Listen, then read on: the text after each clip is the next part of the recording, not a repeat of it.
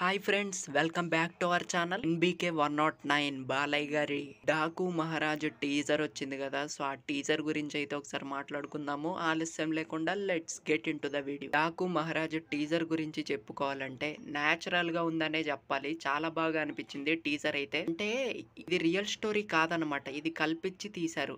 గూగుల్లో గానీ ఇంకెక్కడైనా కొట్టి చూడండి, డాకు మహారాజ్ అనే వాళ్ళు ఎవరైతే నాకైతే తెలిసినంత వరకు ఎవరు లేరనమాట. సో చాలా వరకు కల్పితం అయితే ఉంటుందన్నమాట.